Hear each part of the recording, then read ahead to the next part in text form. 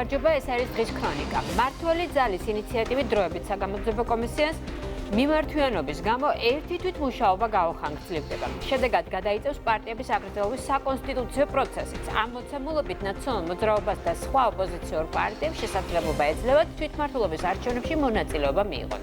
ახლა თავად ოპოზიციამ უნდა გადაწყვიტოს, გამოიყენებს ამ შანსს თუ არა. ხელისუფლებისთვის კი, როგორც რამდენიმე დღის წინ პრემიერმა განაცხადა, ერთგვარი აზარტიც კი არა, რადგან გამარჯვებაში დარწმუნებულები არიან და ეს გამარჯვება მეათე საიუბილეო იქნება. ოპოზიცია კი ჯერ კიდევ ვერ ჩამოყალიბდა. ამ ჩამოუყალიბებულობას ემატება გახარიას გუშინ კომისიაზე მისვლა, ერთგვარად პარლამენტის აღიარებაც, იმ პარლამენტის, რომელსაც ამ თვეების განმავლობაში ბოიკოტს უცხადებდნენ და ამ ბოიკოტის ირგვლივ ფორმალურ ერთობას მაინც ინარჩუნებდნენ. გახარიას მისვლით ეს ფორმალობაც დაირღვა წინ პარტიების აკრძალვის პროცესში, შესაბამისად პარლამენტს გარეთ დარჩენილი პოლიტიკური სპექტრისთვის სამომავლო ამოცანა კიდევ უფრო რთულდება. საპარლამენტო უმრავლესობის წევრი თენგიზ შარმანაშვილი გვეტყვის, როგორი იქნება პროცედურები პარლამენტის პარტიების აკრძალვასთან დაკავშირებით, ოდნა მოგვიანებით კი ბიძინა გიორგობიანთან ერთად ვისაუბრებთ, რა პერსპექტივა აქვს დღეს ოპოზიციურ სპექტრს. მივესალმებით ჩვენს პირველ სტუმარს, თენგიზ შარმანაშვილს. მოგესალმებით ბატონო თენგიზ, მადლობა გადაცემაში მონაწილეობის. დიდი ნებათაღელვა გამოიწვია გუშინ გახარიას კომისიაზე მისვლამ, ფაქტმა, რომ ის მივიდა კომისიაზე, პასუხობდა თეატრულ ოკეანის კითხვებს, ეს შინაარსი ცალკე საკითხია, მაგრამ მოდით ახლა უფრო შორს მივალ კონტექსტში შევხედოთ. ამ კომისიის გუშინდელ შინაარსს, ზოგადად გუშინ ნანახ სურათს, რა შედეგი შეიძლება ქონდეს, ან რა საფუძველი შეიძლება დაედოს შემდეგ უკვე მომავალში პარტიების აკრძალვასთან დაკავშირებით, როგორ გამოიყურება ეს ყველაფერი იმის გათვალისწინებით, რომ გეგმაშია საკონსტიტუციო სარჩელი მზადდება. საღამომშვიდობისა, მივესალმებით თქვენს მაყურებელს. გუშინ გახარია გამოცხადდა კომისიაზე, რა თქმა უნდა, რაც არ უნდა ვიძახოს, რომ პარლამენტს არ ვაღიარებ, ის საგამოძიებო კომისიაზე იყო. ჩვენს კომისიის გაფრთხილებასაც, რომ ყალბი და წინასწარ შეცვლილი ცრუ ჩვენების, ცრუ ახალგანმარტების მიცემაზე პასუხისმგებლობა, თავის არიდებაზე, კითხვებზე ამაზე ხელი მოვაწერა, ასე რომ ცნობის მეტი ხარისხი მე არ ვიცი. მე ამას სიტყვიათ რაც უნდა მოვაყოლო, რომ მე ამ პარლამენტს არ ვცნობ, ეს რა თქმა უნდა უკვე მეორე ხარისხოვანია, ფორმალურად ეს ყველაფერი დადასტურდა. ახლა რაც შეეხება მის გამოსვლას, ეს იყო ყოველად წარმოუდგენელი, ყოველად აბაშფოთებელი, იმიტომ რომ ურთიერთგამომიწყო ინფორმაციებს იძლეოდა, ჩამოუყალიბებელი იყო, დაიბნა. რატომაც მას ჰქონდა ტაქტიკა ისეთი აღებული,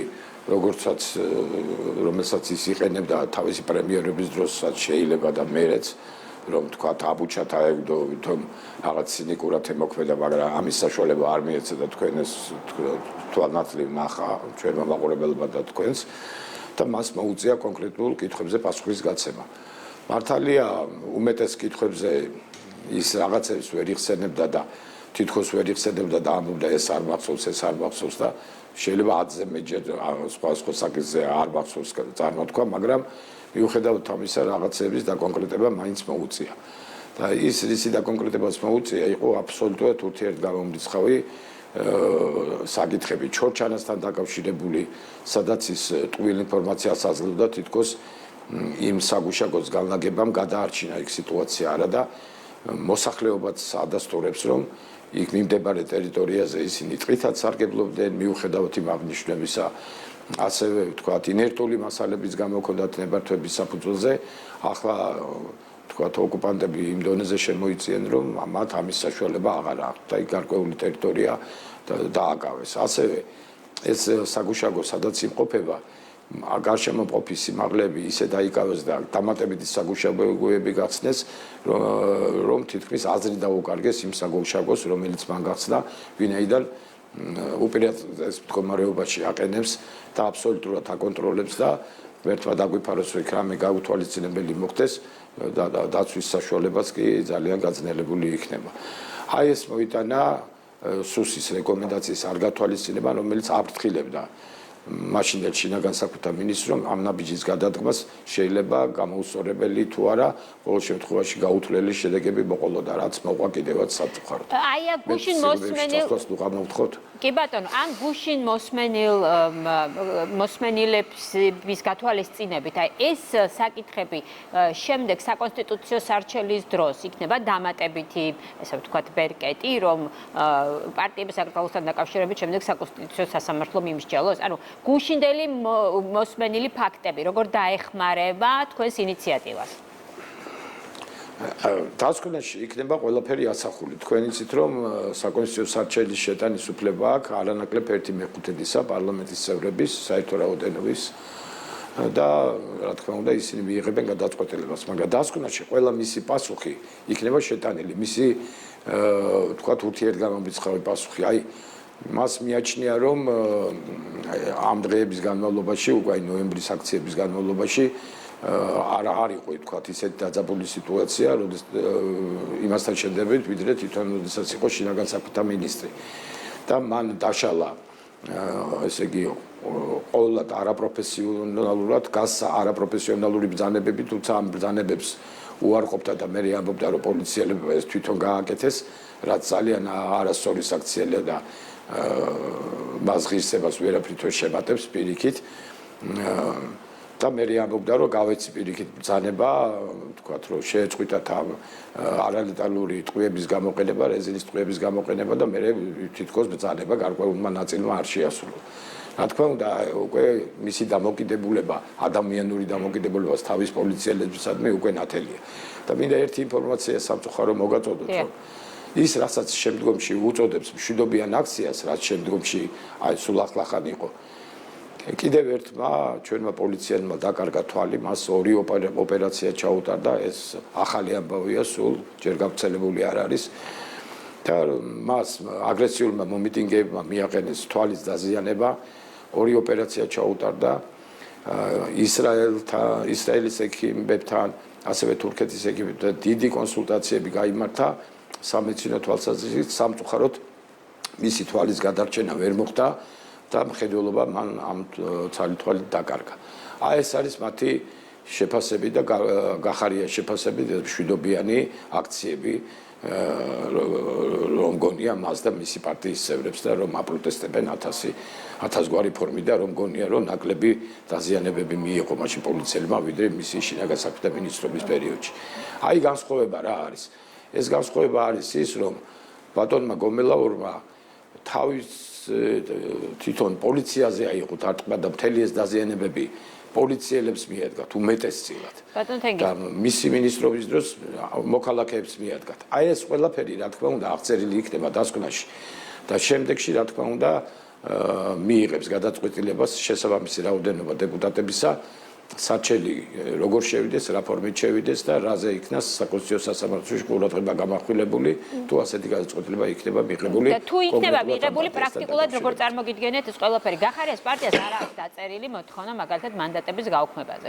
შესაბამისად, თუ ისინი, ნუ მას შემდეგ რაც გახარიამ მიიღო გადაწყვეტილება, რომ კომისიაზე მისულიყო, ჩდება ლოგიკური კითხვა, იქნება თუ არა შემდეგი ნაბიჯი, რომ მისი პარტიის წარმომადგენლები შევიდნენ პარლამენტში და სრულფასურად შეუდგნენ საკანონმდებლო მუშაობას. ეს ცოტა სხვა საკითხია, მაგრამ თუ იმ პოლიტიკით წავა იმ ნაბიჯების გადადგამს მართველი ძალა, რაზეც ახლა თქვენ საუბრობთ, ანუ პარტიის აკრძალვასთან დაკავშირებით, თუ საკანონმდებლო საქმიანობა შეუდგება მაგალითად გახარიას პარტია, ან თვითმმართველობის არჩევნებში მიიღებს მონაწილეობას და რაღაც კონკრეტულ ხმების რაოდენობას მოიპოვებს შევლენ საკრებულოებში, აი შემდეგ როგორ იქნება პროცედურულად ეს, როდესაც თქვენ მიმართავთ საკონსტიტუციო სასამართლოს, მოხდება თეორიულად საკონსტიტუციო სასამართლოს მხრიდან თქვენი სარჩელის დაკმაყოფილება და მოხდება პარტიების აკრძალვა, უკვე შესულ პოლიტიკოსებს რა მომავალი ექნებათ ამ რეალობიდან გამომდინარე, რომ გითხრათ? საქართველოს კონსტიტუციის მე-60 მოხლის მე-4 პუნქტი ნათლად განმარტავს ამ საკითხს. რომ საკონსტიტუციო სასამართლო, აი ამ დასახელებული ჩემი მუხლიდან და პუნქტიდან, როდესაც იხილავს პარტიის არაკონსტიტუციურობის საკითხს, ამავე დროს ის უფლებამოსილია და ის იხილავს თქვათ უკვე არჩეული პირების მანდატის გაუქმების საკითხსაც. ასე რომ ეს მთლიანად საკონსტიტუციო სასამართლოზეა ეს გადაწყვეტილება დამოკიდებული თუ მისი პარტიის მიმართ ეს გადაწყვეტილება იქნება მიღებული ამ მასალებზე დაყრდნობით, რასაც ჩვენ დასკვნაში შევიტანთ, მიღებული და შემდგომში საქმე მის სხვა პარტიებთან ერთად მის პარტიის მიმართაც იქნება წარმართული, რა თქმა უნდა, დასახელებული კონსტიტუციის მუხლიდან გამომდინარე, ორივე საკითხზე იქნება მსჯელობა მისი პარტიის კონსტიტუციურობის, ან ნებისმიერი სხვა პარტიის კონსტიტუციურობის და თუ უკვე არჩევით ორგანოში ყავთ თავისი წარმომადგენლები, მათი უფლებამოსილების შეწყვეტის და მანდატის გაუქმების. ბატონ თენგის, ეხლა გუშინ გაკეთებული განცხადების შედეგად, როდესაც კომისიას გაუხანგრძლივდა ერთი თვითმუშაობის ვადა, შესაბამისად გადაიწია საკონსტიტუციო საარჩევნად, ეს ოპოზიციას უტოვებს შესაძლებლობას, რომ მათ მიიღონ არჩევნებში მონაწილეობა თვითმმართველობის არჩევნებში, მაგრამ თუ სარჩელი მაინც უნდა შევიდეს. აი მოდით ახლა მათი გადასახედიდან ვიკითხავ, ნაციონალურ მოძრაობის გადასახედიდან. მაშინ თუ საკონსტიტუციო საარჩელი უნდა შევიდეს, თუ პარტიების გაუქმებაზე უნდა მიდგეს საუბარი, თუ ის კონსტიტუციის მუხლი ამოქმედება, რომელზედაც თქვენ საუბრობთ, მაშინ აქვს თუ არა აზრი ოპოზიციის მხრიდან არჩევნებში მონაწილეობის მიღებას? რა თქმა უნდა, აზრი აქვს. ისინი სამართლებრივი სივრციდან რო არიან გასული, ამას არ აქვს აზრი და ეს არის დანაშაულებრივი მათი ყველანაირი ქმედება. დაწყებული იმით, რომ ძალადობრივად უნდა ხელისუფლების შეცვლა საქართველოში და მთელი მათი ქმედებები ამაზე აგებული. საკონსტიტუციო სასამართლოში სარჩელის შეტანა არ ნიშნავს, რომ ეს გადაწყვეტილება უკვე მიღებულია. მათ უნდა აერჩიათ და უნდა აირჩიონ სამართლებრივი გზით. ჯერ იდაონ საკონსტიტუციო სასამართლოში ჩვენ ხო წინას არ ვიცით საკონსტიტუციო სასამართლო რა გადაწყვეტილებას მიიღებს. და მიყვნენ შესაბამის კანონიერ პროცედურებს. ისინი რომ საქართველოს კანონმდებლობის და კონსტიტუციის ჩარჩოებში ყოფილიყვნენ მთელი ამ პერიოდის განმავლობაში, საქმე აქამდეც არ მივიდოდა და საქმე ასეც არ გართულებოდა, მაგრამ მათ ეს გზა აარჩიეს, ასე რომ ეს მათი სადარდებელია და მათი პასუხისმგებლობაა. დანარჩენი მე ურჩევდი, რომ სამართლებრივ ჩარჩოებს დაუბრუნდნენ და მეტი შანსი ექნებათ, რომ სამართლებრივ საქმეწიფებში სამართლებრივი წესებით იმოქმედონ. თუ ისევ გააგრძელებენ თავის დესტრუქციულ ქმედებებს და ასეც იქნება, მე ნაკლები იმედი მაქვს იმისა, რომ ისინი როდესმე რამის კონსტრუქციულ ჩარჩოებს დაუბრუნდებიან, შედეგებით შესაბამისი იქნება, რა თქმა უნდა. და ეს არჩევანი ჩვენ არ გავიკეთებია, ეს არჩევანი მათ გააკეთეს. ეს განცხადებები მათი უფლებამოსილების შეწყვეტის შესახებ პარლამენტში ჩვენ არ დაგვიწერია, თვითონ დაწერეს. ასე რომ ეს არჩევანი მათია და არა ჩვენი უმრავლესობის. ამის გარდა მე ვთქვი კიდევაც, რომ გუშინაც ითქვა გახარიას მხრიდან ამის შესახებ, მაგრამ ჯერ პირველ რიგში იმას აღნიშნა, რომ მისვლით თქვენ თვითონაც თქვით, რომ ფორმალურად მის მხრიდან აღიარება იყო პარლამენტის, მართალია საჯაროდ ისინი ამბობენ, რომ არ აღიარებენ პარლამენტის ლეგიტიმურობას, მაგრამ გუშინ სხვა რამ მოხდა, საქმე სხვა რამე დამტკიცდა. ამის შემდეგ ელით თუ არა მაგალითად გახარიას წარმომადგენლების მხრიდან პარლამენტში შესვლას უკვე სრულფასოვან მუშაობას და ასევე გახარიამ გუშინ გააკეთა ესეთი განცხადება, რომ ცალკეული ოპოზიციური პარტიის წარმომადგენლებს მათ ვისაც გაუქმებული აქვთ მანდატები, აქვთ სურვილი აღდგენის. არსებობს თუ არა რაიმე საკონსტიტუციო მექანიზმი ან საშუალება იმისა, რომ გაუქმებული მანდატების უკან დაბრუნება მოხდეს? ეხლა რაც შეეხება მათ, ვინც განცხადება დაწერეს და უფლებამოსილებას შეუწყვიტა პარლამენტმა ასეთ ადამიანებს, ხო? ისინი იყვნენ სიის სათავეში და ძირითადად პარტიას ისინი წარმოადგენდნენ. მათი მექანიზმის აღდგენის მექანიზმი რო კონსტიტუციაში არ არსებობს, ეს ყოფილ პრემიერ-მინისტრს უნდა წოდნოდა. კი თქვა რომ რაღაცა ჭორი არსებობს, მაგრამ მაშინ კონსტიტუციაში უნდა შევიტანოთ ცვლილება და პრემიერ-მინისტრმა ყოფილმა ისიც კი უნდა იცოდეს, რომ ჩვენ საკმარისი ხმები არ აქვს ასეთი უაზრო განზრახვა რომც გქონდეს, რომ თქვა კონსტიტუციაში ცვლილება შევიტანოთ, რომც გქონდეს ამის შესაძლებლობა. ასე რომ თვითონ ეს ჭორიც კონსტიტუციიდან არ გამომდინარეობს და საერთოდ უფრო უცოდნიერობის საკითხია, ვიდრე რაიმე სერიოზული. ასე რომ რა ვიცი, თუ არა აქვს კონსტიტუცია, ინტერნეტში არის, თუ ინტერნეტში უჭირთ წაკითხავთ, თქვა მხედველობის გამო შემიძლია და კარგი გამოცემა საჩუქრათაც გავაგზავნოთ. ოღონდ იმ პირობით თუ მართლა წაიკითხავენ. კი ბატონო, რაც შეეხება იმას, რომ გახარია იყო უკვე საგამოძიებო კომისიაზე და ამის შემდეგ ელით თუ არა, მაგალითად მათი პარტიის წარმომადგენლების მხრიდან პარლამენტში შესვლას. გააქვთ ასეთი მოლოდინი? დიახ,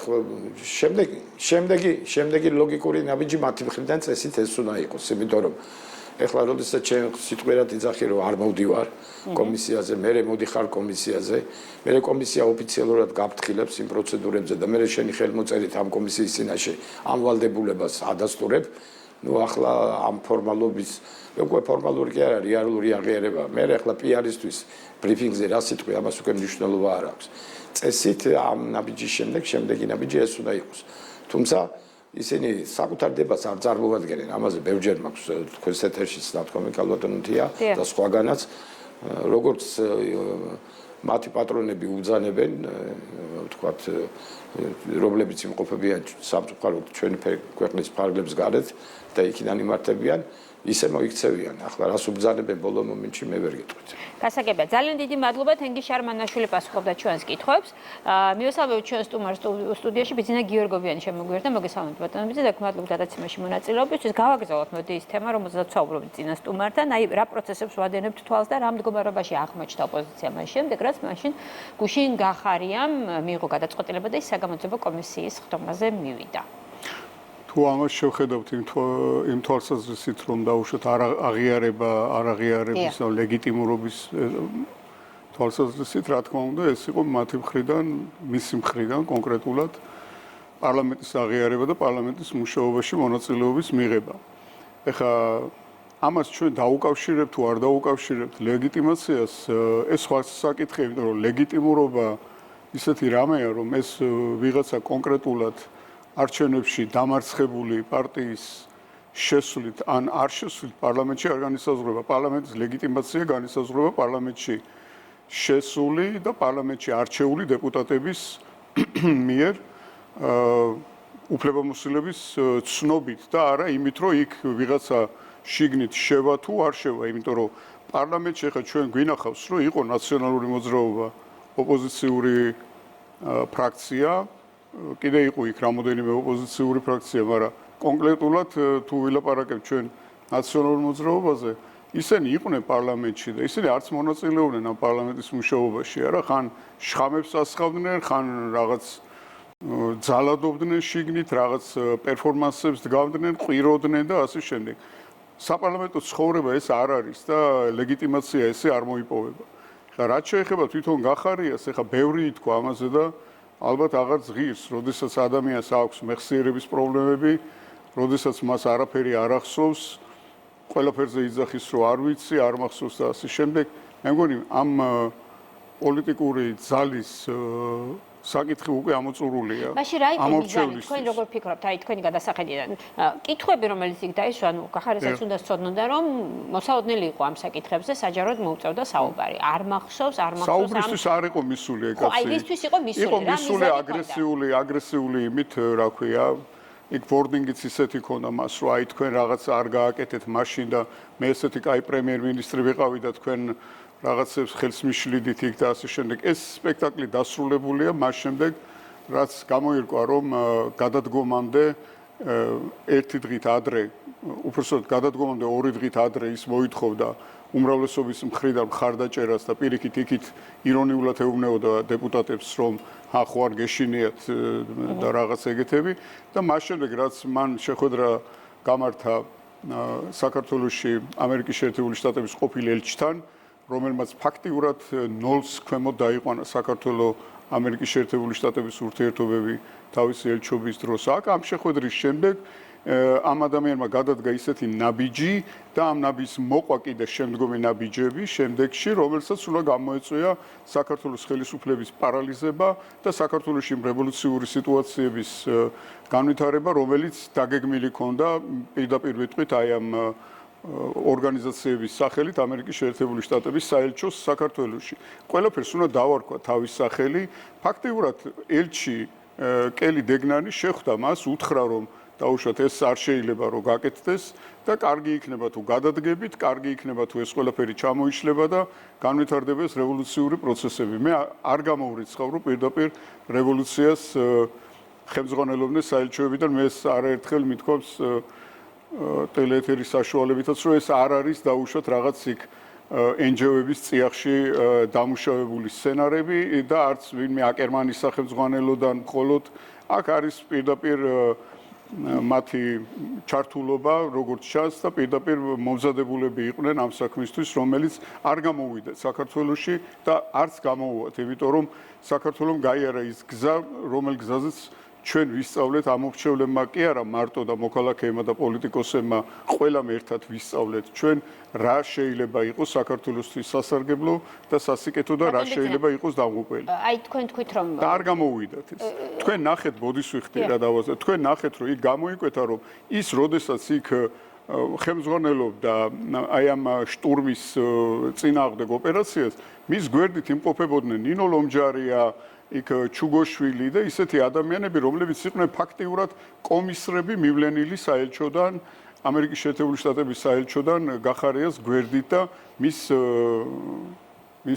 სამეთვალყურეოდ იმ დროს. ბატონო ბიძინა, აი თქვენ თქვით რომ გარკვეული აგრესიის გამოსავლენად და დასამონათებლად იყო მისული გახარია პარლამენტში. მაგრამ არ გამოუვიდა ხო? მაგრამ აი მოვიდა სიტყვა დახვდა ქვა. ამ გადაწყვეტილებას ესეც რო გავითვალისწინეთ კი ბატონო, ამ გადაწყვეტილებას ანუ მისი მხრიდან თუ ესეც სურვილი იყო რომ დაემუნათებინა ქართული ოცნება კომისიის ხდომაზე, მეორე მხარეს იდო ოპოზიციის განრისხება, როდესაც გახარიამ იყო გადაწყვეტილება რომ კომისიაზე მისულიყო, ანუ კომისიაზე, რომელსაც ისინი არ აღიარებენ როგორც პარლამენტის სტრუქტურას, მის ლეგიტიმურობას. აი ამით რა ნაბიჯი გადაწყდა? ხო, ახლა იმან ჩათვლა ოპოზიციის განრისხება, ახლა იქ ნაციონალური მოძრაობის ეს ფრაგმენტირებული რაღაცა ისენი ვიღაცა წვრილი ტიპები ხა აღშფოთებოდნენ თუ არა, გახარიას ამას მნიშვნელობა არ ყოდა. გახარიას უნდა დაფიქსირებულიყო რაღაც მსხვილი მოთამაშეთ, რომელიც ხელისუფლებიდან არასამართლიანად უნდა წარმოეჩინა, რომ თითქოს არასამართლიანად მოპყრობის გამო წავიდა და აი უნდა რომ რაღაც ისეთი სერიოზული იმი დაბრუნდეს უკან, მაგრამ არ გამოვიდეს, იმიტომ რომ სადაც სიმართლე არ არის, იქ გამორჩა ყველა ხედავს ამას, ყველა არ უნდა იფიქროს ვინმე რომ ვინმე რამეს ვერ ხვდება, ვინმე ძალიან ჭკვიანია იქ მოსკოვში თუ ვაშინგტონში თუ სადმე განათლება მიღებულია და ამ ბერლინში და სხვა რომელიმე ქალაქში და იმან აქ ვინმეზე მეტი იცის და ვინმე რამეს ვერ ხვდება, ეს არ უნდა ჩათვალოს არავინ მათ შორის არც გახარიამ და აიმიტომაც არ გამოვიდა რომ მის უკან დგას ჰაერი, არაფერი არ დგას მის უკან, სიმართლე არ დგას, პოლიტიკური პლატფორმა არ არსებობს, რომელზეც დგას გახარია. ის ვერ ამბობს დაუშვათ რა უნდა მას და მის პარტიას რა უნდათ. აი რისთვის არიან ოპოზიციაში, რა არ მოწონთ მართველი პარტიის, ხო? ნუ თუ ხარ ოპოზიციაში დაუშვა და მართველი პარტია ითხოვს, რომ საქართველოს შევიდეს ნატოში და არის ადამიანების ჯგუფი, პოლიტიკური ორგანიზაცია, რომელიც ამბობს, რომ დაუშვათ არ უნდა შევიდეთ ჩვენ ნატოში, ან ევროკავშირში შესვლა კარგია, აი მე ვსვამ კითხვას საჯაროდ, ხო? თქვათ ვიმსჯელოთ ამაზე, რას მოუტანს ეს საქართველოს და რას დაკარგავს საქართველო. ესეთი პლატფორმები მათ არ აქვთ. ისინი იძახიან რომ აი შენ რომ მე არ დამიჯერე, მე მაშინ მართალი ვიყავი, რაღაცებს ჭორაობენ. ეს არ არის პოლიტიკური პლატფორმა. ეს უფრო ფართო თემაა, რასაც ახლა თქვენ საუბრობთ. მე ვამბობ გუშინდელიდან გამომდინარე, მაგალითად ბატონ თენგისაც უკეთ დავუსვა ესეთი კითხვა, ელით თუ არა, ამის შემდგომ ნაბიჯს გახარიას პარტიის მხრიდან, მათ არ აქვს დაწერილი, ხო, განცხადებები მანდატების გაუქმებაზე. ნუ დაწერენ თუ უნდა თუ ისე, მაინც თუ არ დაწერენ, ისედაც გაუქმდებათ ის მანდატი. ელით თუ არა ამ გადაწყვეტილების შემდეგ არ ვფიქრობ მე გახარიაზე, მე ვფიქრობ იმაზე, რომ ძალიან რთულ ვითარება გახარია არ არის ჩვენი პრობლემა, გახარია დამთავრებულია. გახარიას პრობლემა უნდა დამთავრდეს. ხო უნდა დარჩეს ველზე ოპოზიციური პარტიის. ველზე ოპოზიცია მას შემდეგ გაჩნდება ჯანსაღი და ჯანმრთელი ოპოზიცია, რაც კონსტიტუციით აიკრძალება ნაციონალური მოძრაობა და მისი მიმდევრები და მათი პოლიტიკური გზის გამზიარებელი პარტიები უნდა მორჩეს საქართველოში, როგორც ფაშისტური პარტია აიკრძალა გერმანიაში და იტალიაში. ეს უნდა დასრულდეს ერთხელ და სამუდამოდ. მაშინ ეხლა რა რეალობას ვიღებთ? ეხლა გახარია შევა თუ არ შევა? თუ არ შევა, დარჩება ქუჩაში რაღაც მარგინალური ჯგუფი. რა რეალობას ვიღებთ მას შემდეგ, რაც მართლმა ძალამ კიდევ ერთი თვით განხანგრძლива მუშაობა საგამოძიებო კომისიის შესაბამისად დარჩა შანსი, რომ ოპოზიციურმა პარტიებმა მიიღონ თვითმმართველობის არჩევნებში მონაწილეობა. გამოიყენონ მე ეს შანსი, ხო, მაგრამ ისინი ამბობენ, რომ ჩვენ არ მივიღებთ ამ არჩევნებში მონაწილეობა. ეს არ არის პარტიები, კიდევ ვიმეორებ ერთხელ. მათ არ აქვთ არანაირი პოლიტიკური პლატფორმა. ესენი არიან რევანშისტები, ექსტრემისტული ჯგუფები, რომლებიც რევოლუციის გარდა არ ცნობენ არანაირ პოლიტიკური ბრძოლის საშუალებას და მეთოდს. ამიტომ თუ მიიღებენ არჩევნებში მონაწილეობას, დამარცხდებიან კიდევ ერთხელ, კიდევ იტყვიან, რომ გაგვიყალბეს ადგილობრივი არჩევნები. ეს იქნება უკვე წინასწარ ცნობილია, ხო, ეს ჩვენ უკვე ამას უყურებთ, უკვე მე-13 წელი წავიდა, ერთი და იგივე გრძელდება. ეს ადამიანები არ არიან პოლიტიკოსები. პოლიტიკოსი სხვა რამეს ნიშნავს. ესენი არიან ხელმოსარული რევოლუციონერები, რომლებსაც ის სცენარი არ გამოსდით, რომელსაც მათ USAID და NED და სხვა, ესე იგი, ეს ფონდები უფინანსებდნენ და აძლევდნენ დავალებას. ვერ აკეთებენ უბრალოდ, ფული ბევრი აქვთ, მაგრამ ცუდი სტაფი ყავთ, აქ ვერ ასრულებენ იმ რევოლუციურ დავალებას, რომელსაც მათ აძლევენ. ახლა არც USAID-ია და არც NED. ეხლა შესაბამისად არის ევროპული ფონდები, რომლებიც მათ შავი ფულის კარგად შემოსდით მათ. და პირდაპირ ეგერ მოსკოვიდან დაფინანსებასაც იღებენ, არა? მათ ფინანსები არ აკლიათ, მათ აკლიათ უბრალოდ პატრიოტიზმი, მათ აკლიათ ჭკუა და მათ აკლიათ გამბედაობა, მაგრამ ჩვენც გვაქვს გამბედაობა და თავდაცვის უნარი. ესე არ არის, რომ ისინი დაუშვათ რაღაცას მოინდომებენ და იმას შეასრულებენ. ეს ვერ გამოვა. მადლობთ. გამორიცხულია. გასაგებია. მადლობთ ბიძინა გიორგობიანი იყო ჩვენ გადაცემის სტუმარი. ასეთი იყო მოვლენთა ქრონიკა ამ დროისთვის. გაიცანით ყველა სიახლეს იმედი ნიუსში და მე შაბათამდე გეშտობებით. დახვანს.